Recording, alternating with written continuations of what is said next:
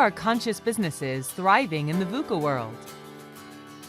I think any kind of organization, if it is rigid, if it is bureaucratic, if it is centralized, where all decisions flow from the top, where it's a hierarchy, I think those become more sort of static targets when you have enormous change in the world. But when you have organizations that are organized in a decentralized way, when they are closer to the customer, when they have fewer layers between senior management and the front lines, I think they are better able to adapt. I think a part of why we have more funds of endearment and conscious companies is a response to all the changes that have happened. The world didn't just start changing.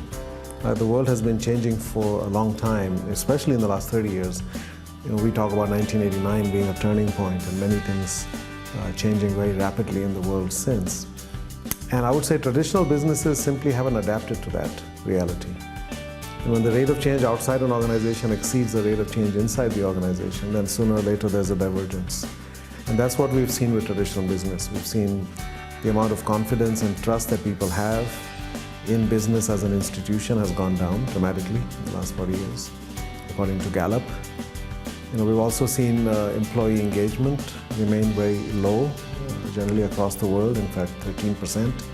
Only so clearly the way that traditional companies are operating doesn't work. The way we work isn't working. But I do think conscious companies are more in harmony with where the world is and where people are. So in that sense, they have already shown their ability to adapt. They are ahead of the curve relative to other companies.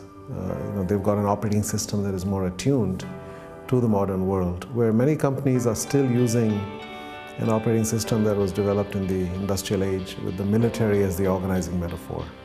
The command and control, the hierarchy, the centralized decision making, even the language of strategy and tactics and operations and front lines and headquarters and all staff. Those are all military terms.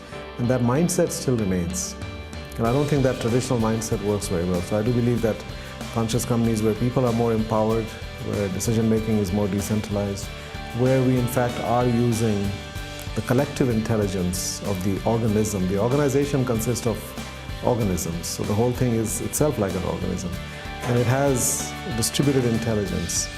And if you empower people to be able to make decisions, Whole Foods is a good example. So they've always been organized as a very decentralized company where every store is treated as an experiment. No two stores are alike. Every new store is seen as an opportunity to try some new things. So recent examples, when they launched the Brooklyn store, for example, they had the rooftop of the store was converted into a garden. So they have vegetables and other produce that are growing on the roof, right? And their parking lot is covered with solar panels. The one in Dedham, close to where I live, is fueled by, they use fuel cells, as a power source for that store, etc. So, and then new ideas bubble up from stores all the time. And typically, they're not created in Austin at headquarters, but they come up in a particular store, then they get shared, and then they get improved upon and very rapidly diffused. But it's sort of a bottom-up process that they use.